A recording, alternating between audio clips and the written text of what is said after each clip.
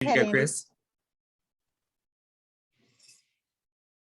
Okay, I was just going to say thank you, Felicia. I'm Chris Williams, y'all, and I'm here as part of our Let's Paint team at Plaid, and I'm here also to welcome you to Andy's class for the day. I know many of you, as I saw you all coming in, are regulars in our Let's Paint community. If you're not, I welcome you to join us as well. Let's Paint with Plaid on Facebook. So I know that because, as I said, Andy, many of our viewers are here. You all know who you're taking your class with. This is the gentleman who needs no introduction. Many of you have taken classes with Andy already in the past. So I welcome you to enjoy this time with Andy. And if you do have any questions, I'm going to be monitoring the chat and we'll be glad to either try and answer your questions for you or pass them along to Andy. So without further ado, I know you all are going to have a great time with Purple Pumpkin today. Okay, so thank you, Chris. And we are excited to be here to share this little purple pumpkin painting with you. So want to let you know that no matter what speed I teach at, it is too fast for everyone. So save your keystrokes and there's no need to keep typing slow down in the chat because I know you all want me to slow down and I can't. So we're going to start our purple pumpkin by painting the background, and we're going to paint the background twice so that we get really good coverage. So I'm using some FolkArt titanium white, and I'm just going to put a puddle of that out on my palette. And I'm also going to put out some of my FolkArt Pure Artist Pigment Acrylic, and the color is Dioxazine Purple. And on my palette, it probably looks black, but it is actually a very, very vivid purple color. Now, pay attention. I am not going to use water when I'm painting. I might use a little bit later on, but for the most part, stay out of your water. You do not need to wet your brush in order to start painting. And let's just take a quick peek at our finished painting here. And you can see that it's darker on the right half of the canvas and lighter on the left half. So we will start painting on our darker side. So here's how I want you to hold the brush. Put the tip of the handle in the palm of your hand and then grasp the brush. So you're holding it as far back on the handle as you possibly can. And we're going to pick up pure Dioxazine Purple on the brush. And I painted mine on a gallery wrap canvas, but I'm not going to paint the edges right now. You can come back and paint the edges after class. Andy, can you please share with everyone what size brush you're using? I'm using a 1-inch flat brush. Use a big old brush. All right, so I'm applying the Dioxazine Purple to the canvas and I'm putting on a nice amount of paint and I'm stretching it out, but I want it to be pretty dark over here on the right-hand side. So I just keep picking up some more paint and applying it to the canvas. This is a 6x6 gallery wrap canvas, and I want to apply the Dioxazine Purple about halfway across the canvas or a little bit further, but do not apply it in one straight line. You see how I've got a very irregular shape going on here.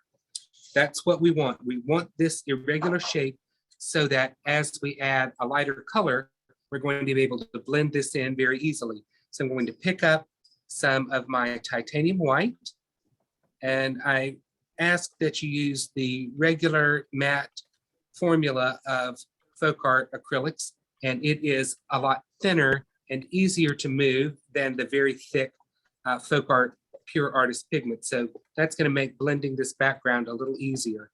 So I'm brushing this kind of dirty white, which is basically light purple, on the canvas. And I haven't done anything special, just smearing this on. And now I'm going to wipe my brush on a blue shop towel. And I like to do this by putting my brush down, folding a shop towel over it, and then pulling the shop towel across the brush. That gets all the excess paint off the brush and grooms the brush back to a nice flat shape. Here is the fun part. We're going to begin to blend by pressing on one corner of the brush and then the other corner of the brush where our light and dark colors come together. And we simply begin to merge the light and dark color. And I'm not picking up any more paint. I'm just moving the paint that is already on my canvas. All right, I've got as much light as I need on here because this background is pretty dark.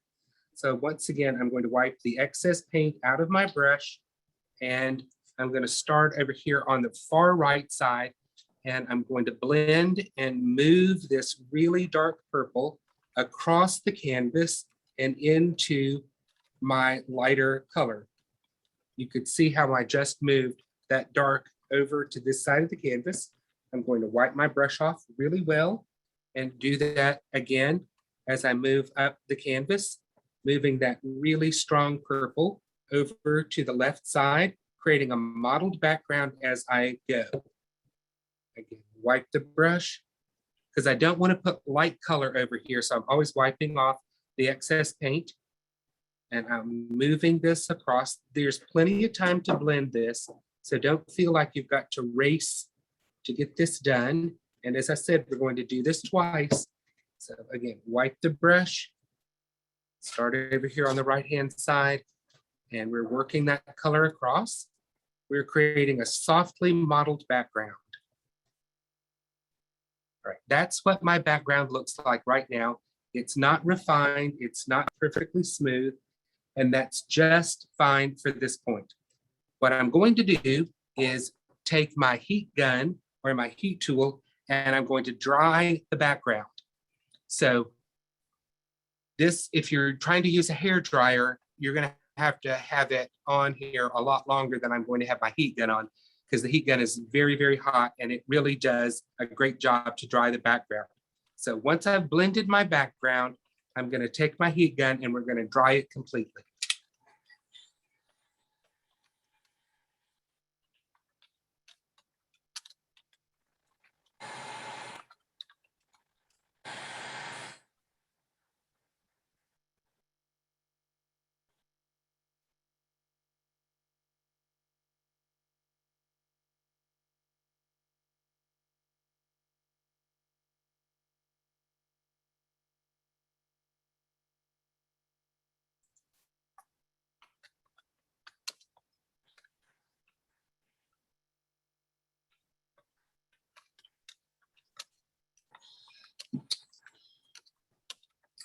All right, so my background is dry and it's really hot. So I'm going to give this just a moment to cool off a little bit, and that will give you all a moment to catch up with me, because I know some of you are keeping up just fine and others of you are already thinking I'm moving too fast. And unfortunately, we have just about an hour to get through this. So did you have a question, Chris? I do, Andy. Jill says if she doesn't have a heat gun, how long do you want to let it dry? And I see that you're visually explaining as long as you can touch it and not get paint on your hands. It just needs to be dry to the touch. Gotta have it dry, because what are we going to do now? Exactly the same thing we just did, except I'm going to do it even faster. So I'm going to do this background again. And it's the same thing. I'm going to pick up my Dioxazine purple, holding my brush far back on the handle, and we're going to put the purple on the canvas. This will give you a much richer looking background, because we're not going to have any of the canvas showing through, and we're going to have an extra layer of color on there. So it's really very, very dark, which is exactly what we are hoping for.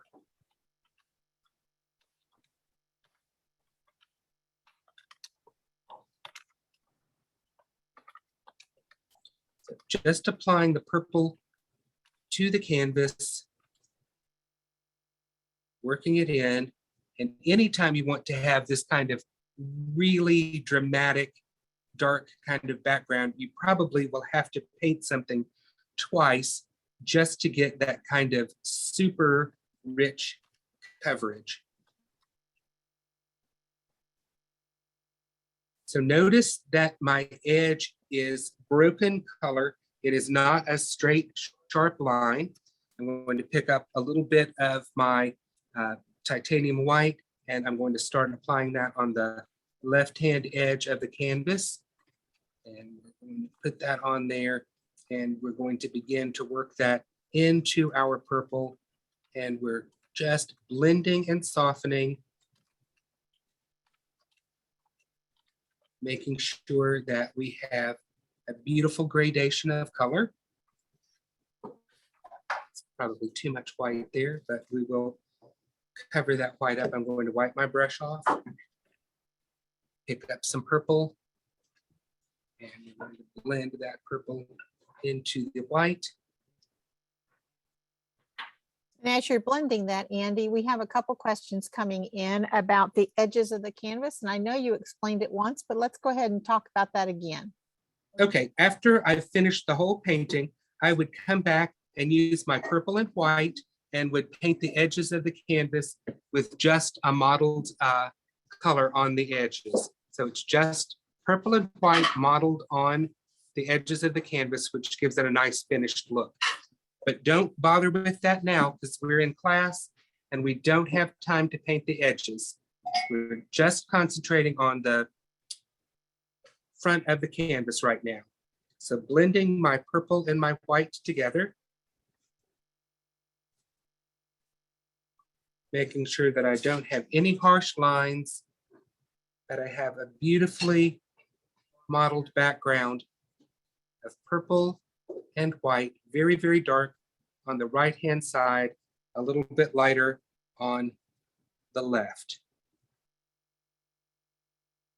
Okay, so this is what my canvas looks like. It's almost black on the right-hand side, but that is dioxazine purple, and it gradiates to a lighter purple on the left-hand side of the canvas. So next thing I'm going to do is dry this again. So we've done our background twice, dried it once, did it a second time. Now we're drying it a second time.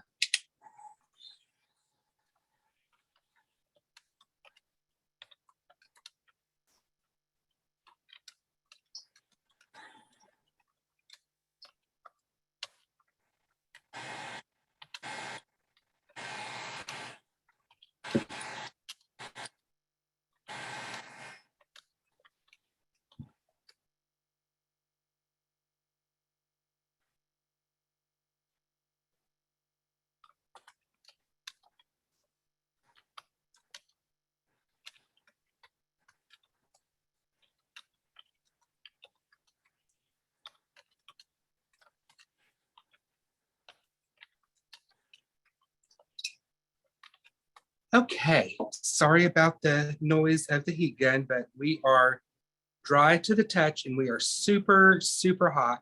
So we're going to let this rest just a moment. And while that's resting, I'm going to put my brush into my basin of water and let it just hang out there. And I'm going to let this canvas cool off because anything I try to do now on the canvas is going to seize up because the canvas is hot. And we don't really want to paint on a hot canvas. So just you all take your time. I laugh and say take your time. You all continue to diligently work on your background. And when you have it blended nicely, there can still be brush marks that show that's perfectly fine. But you want a nice change of value from very dark on the right to purple color on the left. So once your canvas is, your background is done, dry it, and then let your canvas cool off. And then in just a moment, we will continue on with our pumpkin painting.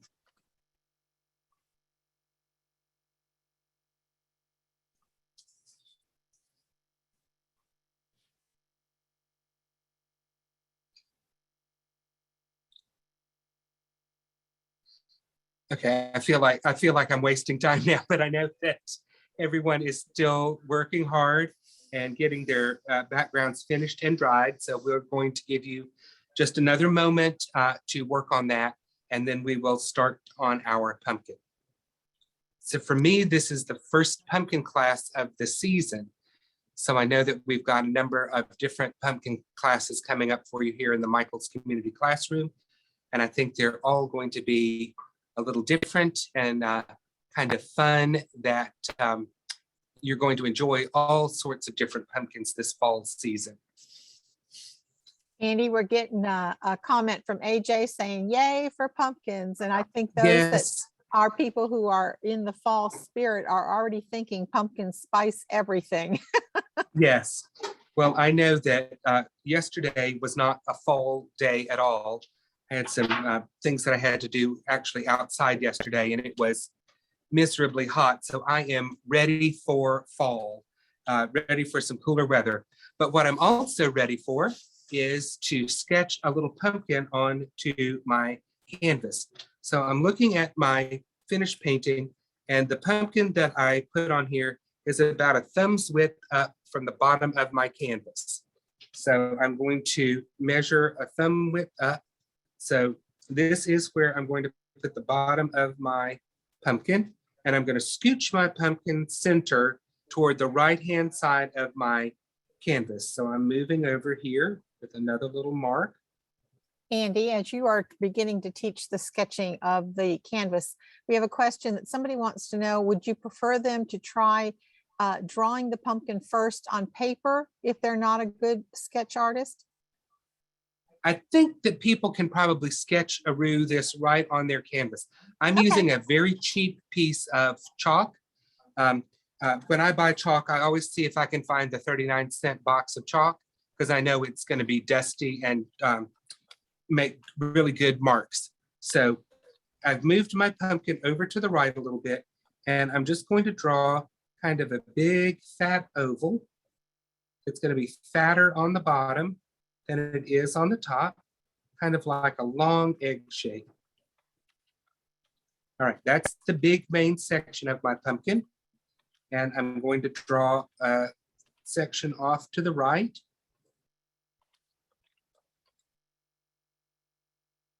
So that's the right-hand side of my pumpkin. And I'll probably shape this up a little bit more when I'm actually painting it. So then I'm going to do two big sections off to the left, or two sections off to the left. So section one comes off to the left. And section two comes off of that one.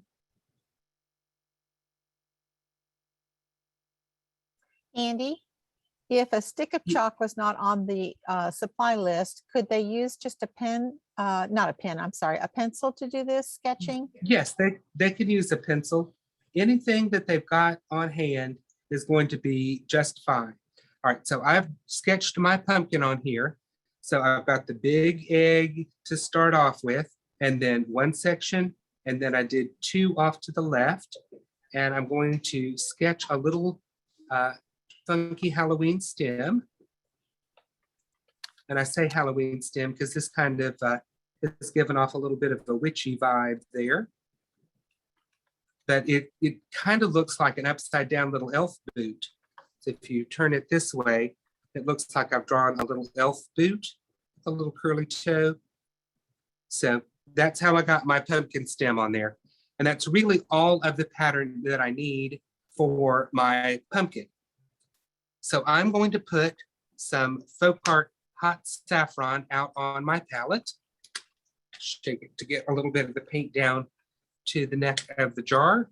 And I'm going to put a little Hershey's Kiss size dab of paint out on my palette. And I'm going to grab a number 12 flat brush. Just a moderate size flat brush is going to be just fine for undercoating our pumpkin.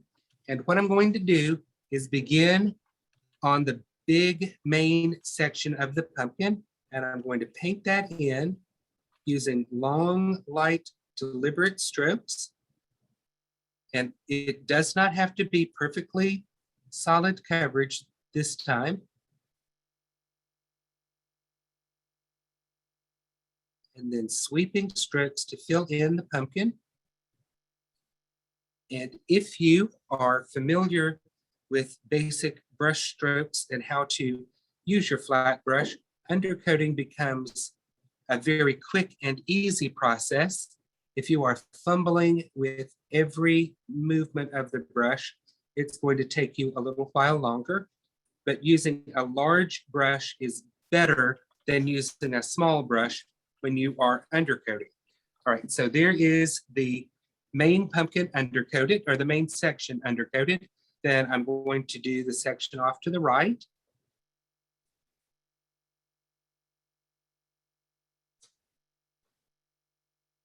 And just because I handle the brush better than I handle a piece of chalk, it's very easy for me to kind of change the shape of my pumpkin a little bit as I'm undercoating it. Make this bottom just a little bit fatter there.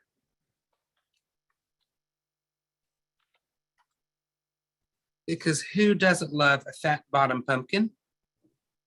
All right, going to move over here and do this next section on the left side of the pumpkin. And I don't want it to be as high up as the first section that I did. So drop down just a little bit and we will fill in that section of the pumpkin.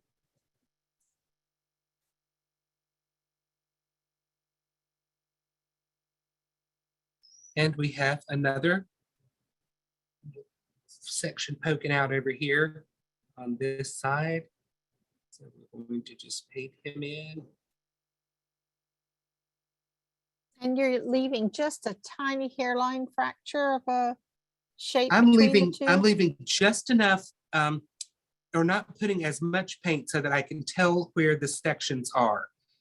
And there is a little bit of a bumpy little back section right back here that we're going to put on. Okay, so now that I've undercoated my pumpkin, I'm going to dry it with my heat gun.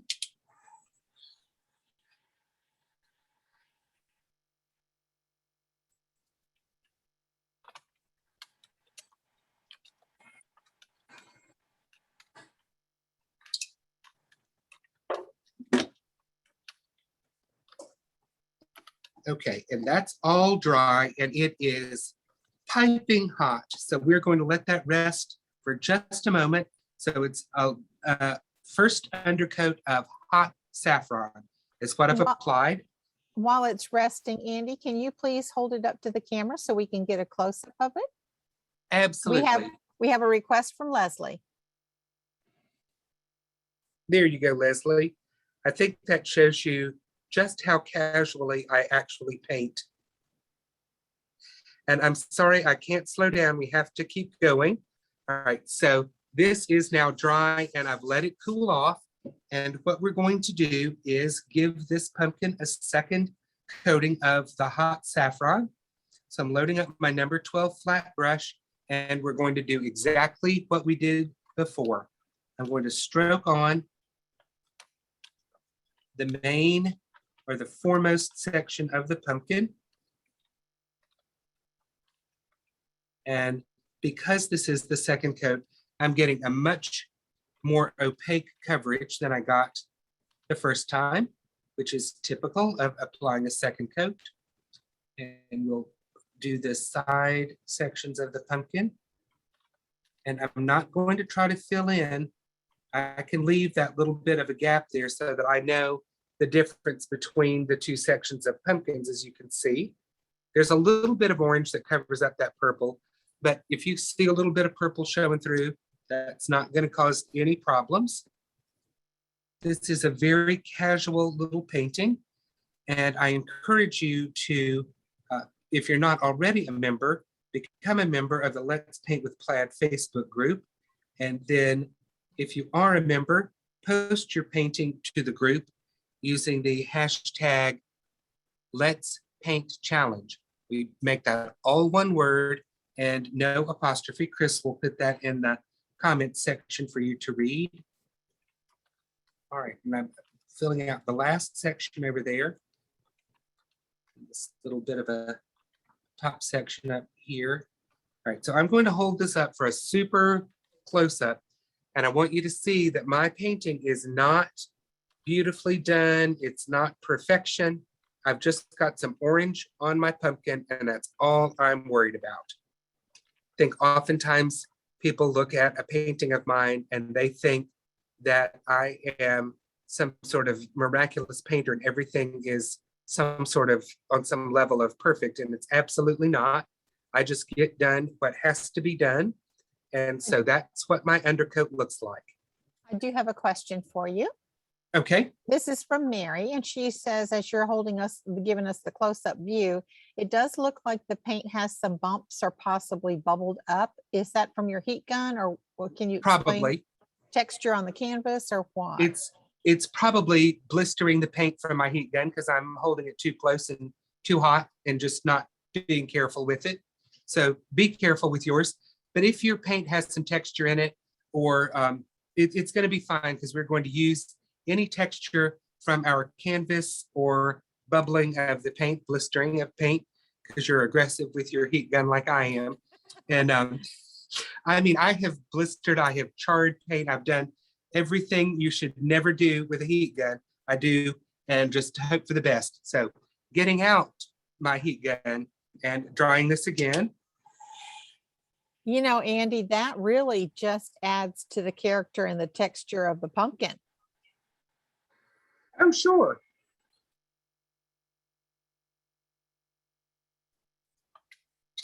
If the bumping up or sometimes the blistering of the paint gets a little much, I'll just take a clean palette knife and just kind of press those little bubbles back down and say my little incantation, bubbles, bubbles, go away, come again another day. All right, so my pumpkin is now dry and I've tried to smooth out some of my bubbles. And we are really doing well. We are cooking with gas. So I'm going to get out some FolkArt Pure Artist Pigment Asphaltum, which is a beautiful honey golden brown color, and it is a transparent color. And if you have an extra brush, now you can grab it, or you can rinse out your number 12 brush in some water. It does not have to be clean, but just take out most of your hot saffron. And I'm going to blot the brush here on my shop towel. So my brush is probably a little dirty with some hot saffron, but I'm going to sneak the edge of the brush into the asphaltum, and I'm side loading the brush or just filling half the brush with asphaltum and letting the other half just be dirty water. And if I need my paint to move a little bit more, I'll touch my brush to the water, I'll blot it on a paper towel or my shop towel, and then I'll come back to this very spot and I will continue loading my brush with the asphaltum. So my brush is ready to go. I'm going to shade next to the main section of the pumpkin. And normally I shade using a patting motion, so I'm going to show you that. So we will start and we'll put the edge of the asphaltum next to the main section of the pumpkin. And here we go, pat, pat, pat, and dab, dab, dab. And we move this asphaltum on, and we do not end up with a straight, harsh line of asphaltum, but rather we've got kind of a dark area.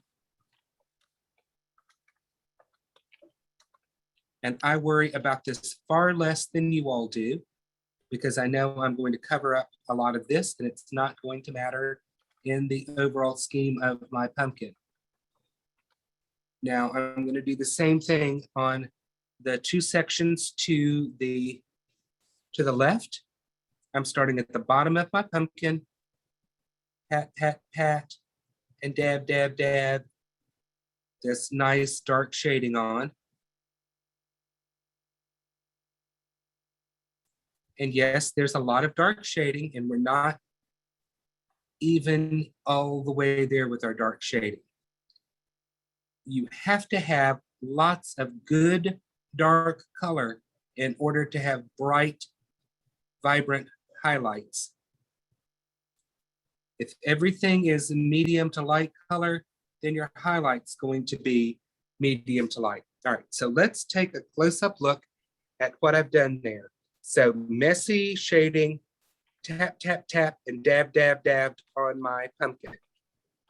It's not trying to be some straight, even little lines, but we've got nice dark shading, which is what we want on our main sections of the pumpkin. So we're going to dry these. I have a question for you when you're done drawing too, Andy. Okay. All right, so what's your question? Okay, this is from Nikki. She was wanting to know if you were angling the brush. And I told her that no, you're not working with an angle brush. You're working with a flat brush, but I think she might be concerned about working in the little nooks and crannies or the little corners there. So she is thinking that I've got a giant brush for a tiny area. And I understand that.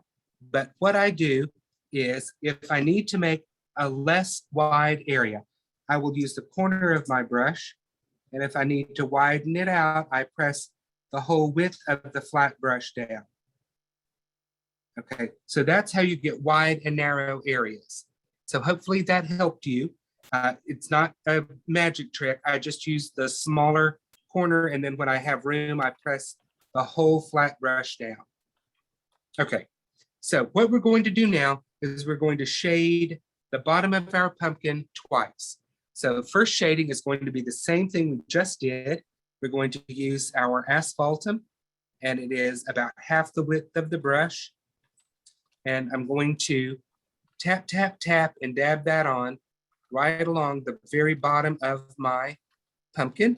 And hopefully it's going to be difficult to see the bottom edge of the pumpkin next to all of that dark purple background that we have there.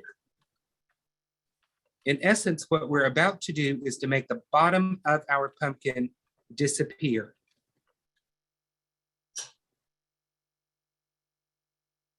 So here's what it looks like with our first application of shading on there. So you can see that it's lots of asphaltum at the bottom of our pumpkin. And we're going to dry this. I feel like that's what I say after every little thing I do today is like, and we're gonna dry this.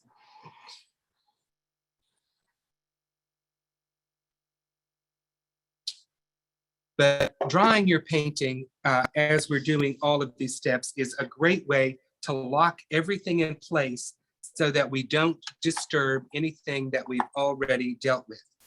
All right, I'm going to use a 3/4 inch flat brush, but you could use a 1 inch brush if you have one of those.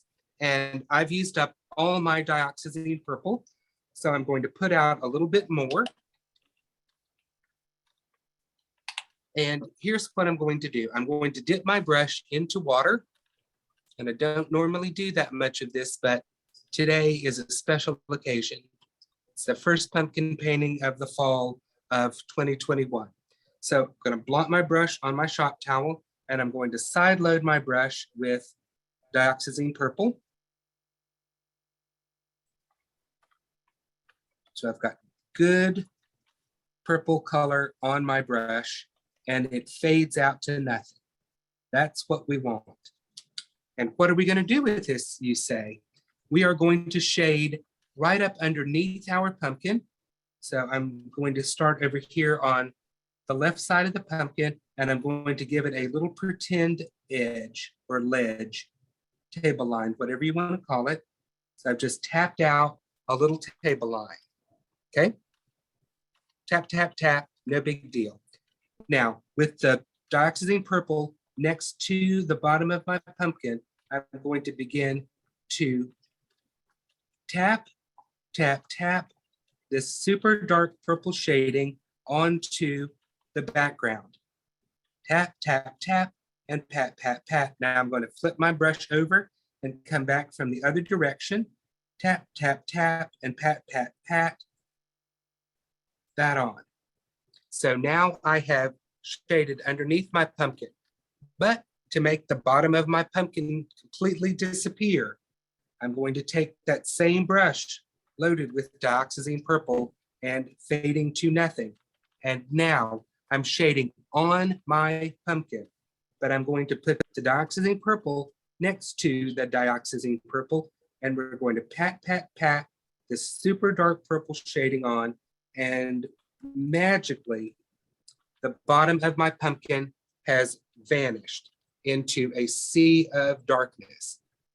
So I shaded underneath the pumpkin with the dioxazine purple next to the pumpkin and the water edge out into the background. Then I flipped my brush over and I shaded on the pumpkin with the dioxazine purple next to the purple I put on the background, but now the purple's on the pumpkin.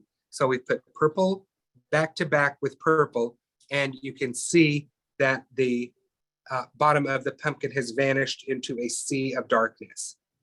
So I'm hoping that everyone's pumpkin is now disappearing into a sea of darkness at the bottom of their painting. So if your pumpkin bottom is disappearing, then yay for you. You have achieved the hardest part of the painting. And what are we going to do? We're going to dry it.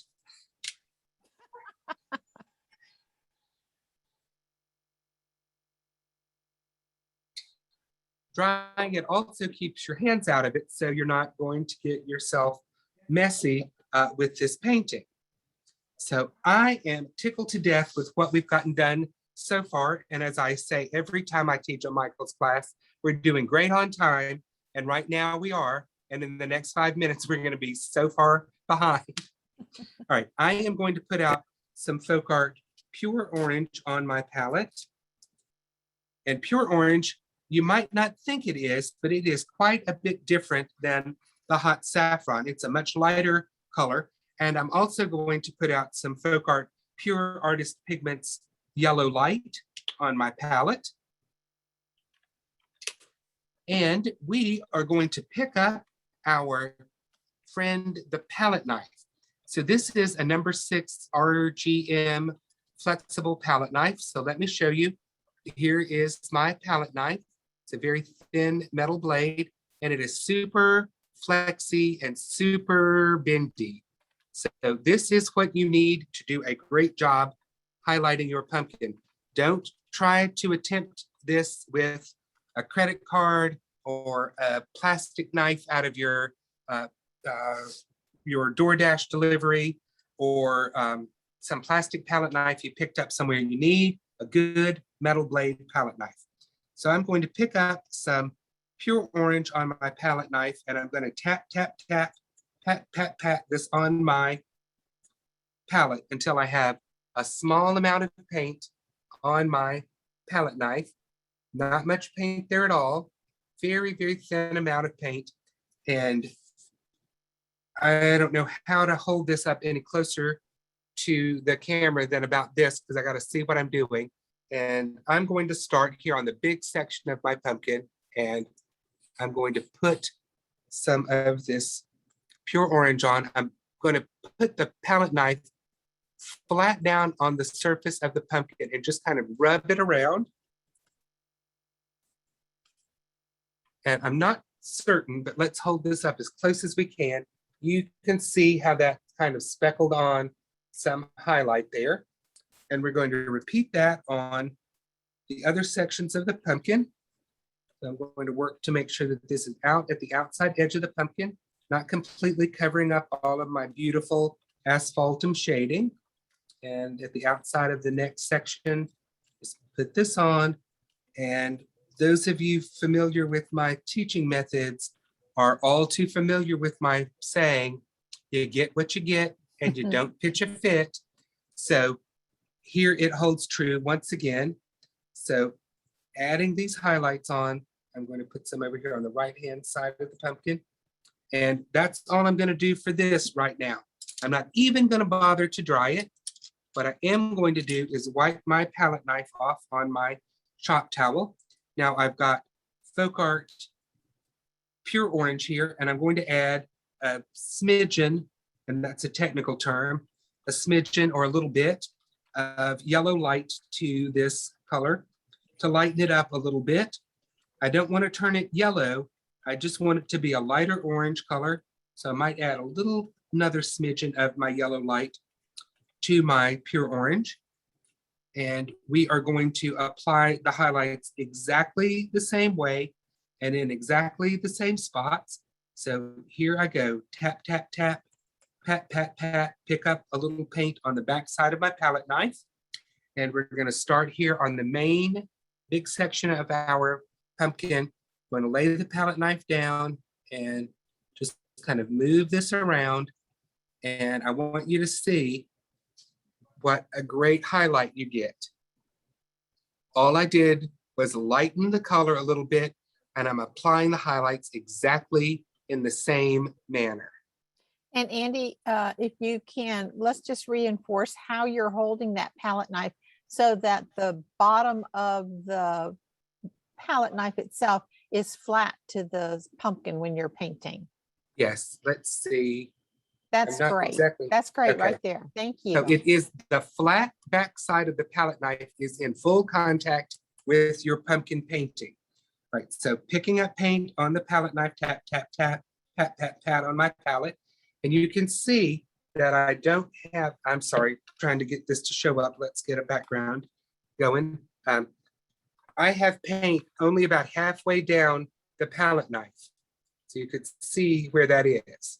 All right, so when we come to our section on the right-hand side of our pumpkin, I'm going to put that palette knife down and rub it down. And there we have our right side of our pumpkin highlighted. I love how the paint just kind of sputters. It does. And that's because I don't have too much paint on my palette knife. Less is the optimal amount to have on your palette knife. So we're going to put some highlight on the left side of our pumpkin. Pick up a little bit more paint on my palette knife because I took it all off there. And we're going to add a little bit of a highlight on here.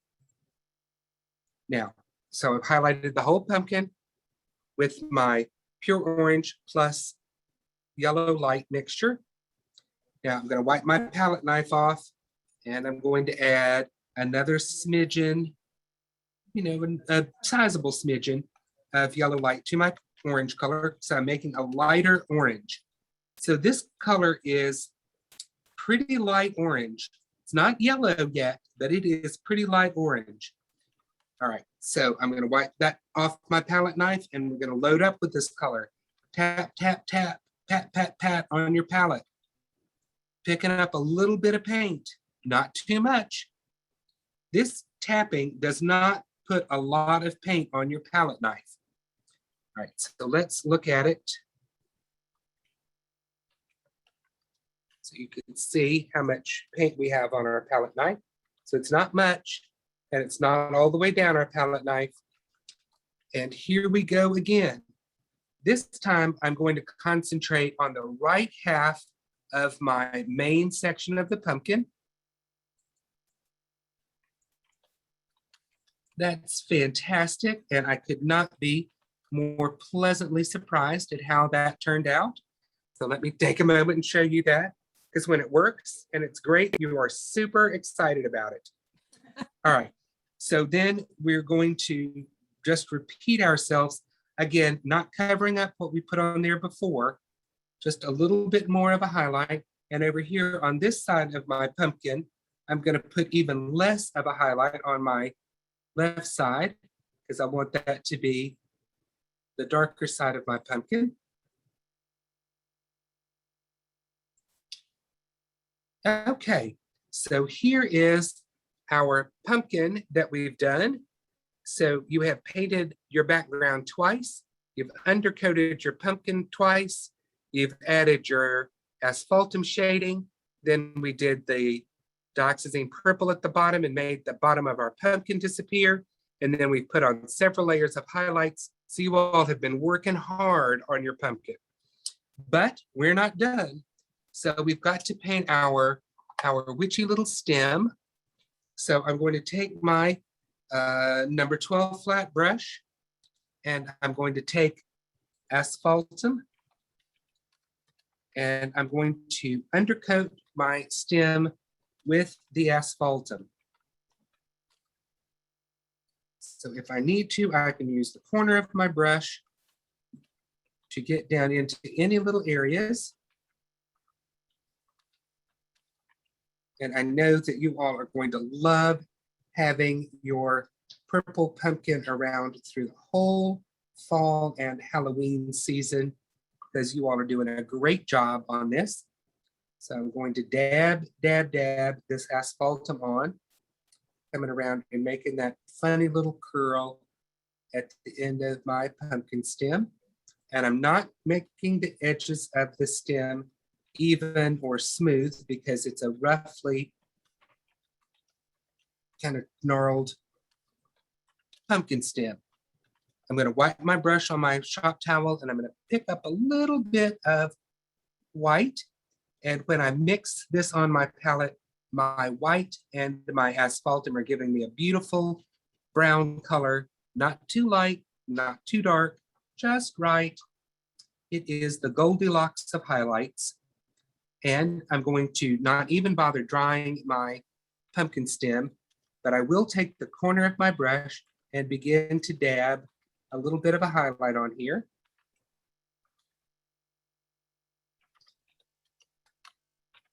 And you can see just how easy this is to make that stem look very woodsy and curly or gnarly. And then I'm going to tap a little bit of a highlight down on the stem, giving it that kind of ridged, bumpy pumpkin stem that you've all grown to be familiar with.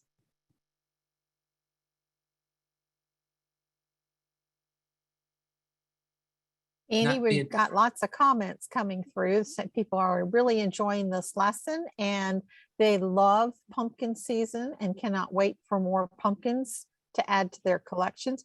Many of our Let's Paint viewers are watching and they're getting more used to using the palette knife as you continue teaching with it. And then we have one new viewer that I believe new viewer that wanted to know more about the tool that you were using. And I did type in the palette knife and it is available at Michael's, but when you have an opportunity, tell us a little bit more about that tool and why you like that one.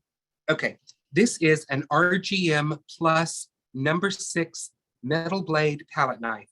And I like this because it's a good size that you can put highlights on little things using the end of it, or bigger elements by using the full size of the palette knife.